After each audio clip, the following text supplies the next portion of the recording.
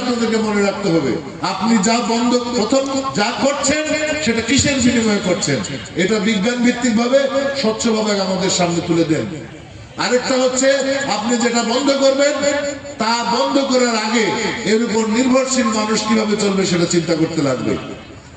আপনি কারেন্ট জল বন্ধ করে দিবেন, পশুর নদী থেকে মাছ মারা বন্ধ করবেন, মাছ মারার সময় মাছ মারা বন্ধ রাখবেন, আপনাকে অবশ্যই জেলের জীবন সম্পর্কে চিন্তা করতে হবে। আজ থেকে 15 বছর আগে চিলাতে নদীতে যে মিটিং করেছিলাম ফিশারি অফিসারকে নিয়ে, আজও তো সেটা বললো একজন জেলে যে বিজিএফ কার্ড 200 জেলে আছে 500, এরকম বললো না? আর বিজিএফ কার্ড দিয়ে দেয় কি? কয় কেজি চাল দিয়ে একটা 4 জনের সংসারের মাস চলে? এগুলিকে রিসার্চ করতে হবে, মানুষকে সাথে নিয়ে করতে হবে। তারপর আপনারা সবাই মিলে এটা সমাধান করার চেষ্টা করেন, আমরা আপনাদের সাথে থাকবো। আপনার টাকা নেই, সরকারের কোথায় টাকা পাবেন, আমরা আপনাদেরকে সহযোগিতা করব। আপনারা ইমপ্লিমেন্ট করার লোক পান না, আমরা এলাকার মানুষ দিয়ে আপনাদেরকে ইমপ্লিমেন্ট করার সহযোগিতা করব। আপনার প্রজেক্ট লাগবে, ভালো কাজেরও তো ওই প্রজেক্ট হয়, ভালো কাজেরও তো প্রকল্প হয়।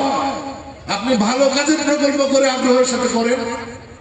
কাজে এই দেশ ধ্বংস হয়ে যাচ্ছে, এই দেশের মানুষ ভালো কাজ থেকে বিমুখ হয়ে যাচ্ছে, এই দেশের মানুষের যে মূল্যবোধ সেটা হারিয়ে যাচ্ছে। আমরা আমাদের বড়দের সামনে চুপ তুলে তাকাতাম না, সেটা সমাজ থেকে হারিয়ে যাচ্ছে।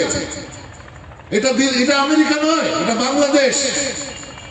এখানকার কৃষ্টি কালচারকে দিয়ে আমাদের উন্নয়ন পরিকল্পনা সাজাতে হবে, এখানকার আবহাওয়া পরিবেশ প্রকৃতিকে দিয়ে আমাদের উন্নয়ন পরিকল্পনা সাজাতে হবে। যদি আমরা তা না করতে পারি, আমরা মানুষের থেকে বিচ্ছিন্ন হব, আমাদের উন্নয়ন পরিকল্পনা থমরি খেয়ে পড়বে।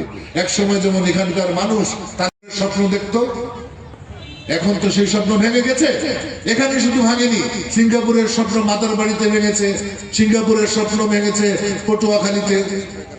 ইলিশ মাছের দাম হয়েছে 3,500 টাকা কেজি। কাজে এগুলি আপনাদেরকে একজন যদি এখান থেকে মন দিয়ে শুনেন, গিয়ে 10 জনকে বলেন, তাহলেই হবে। অত লোকের প্রয়োজন হয় না কোন দেশ কোন জনপদকে পরিবর্তন করতে, যদি সে সত্যিকার অর্থে সৎ এবং যোগ্য নেতৃত্ব হয়। আমি আশা করব আজকে আপনারা যে কয়জনই এসেছেন, সেই কয়জনের মধ্যে যারাই পারেন, বাচ্চা গিয়ে তার বাবাকে বলুক যে সুন্দরবন রক্ষার জন্য তুমি কি করছো বলো। স্ত্রী গিয়ে তার স্বামীকে জিজ্ঞেস করবেন যে সবই তো করছো, কিন্তু আমার সন্তানের ভবিষ্যতের জন্য কি করলাম। আমি তো বাতাস নিচ্ছি যে বাতাসে রামপাল তাপবিদ্যুৎ কেন্দ্র থেকে হাইড্রোজেন পারক্সাইড এবং সালফার ডাইঅক্সাইড বের হয়। আমার সন্তান তো যে মাছ খায় সেই মাছের মধ্যে মার্কারি আছে, বিজ্ঞান ভিত্তিক গবেষণায় প্রমাণ হয়েছে। তুমি কি করলাম? শুধু কি ঘরটা রেখে গেলে হবে? সেই ঘর থাকবে কিনা সেটা ভাববে কে? কয়লা ভিত্তিক বিদ্যুৎ কেন্দ্রের, আমেরিকাতে যত কয়লা ভিত্তিক বিদ্যুৎ কেন্দ্র আছে তার দায় হচ্ছে 50 ভাগ। আর এই মার্কারি কন্টামিনেশনটা কি?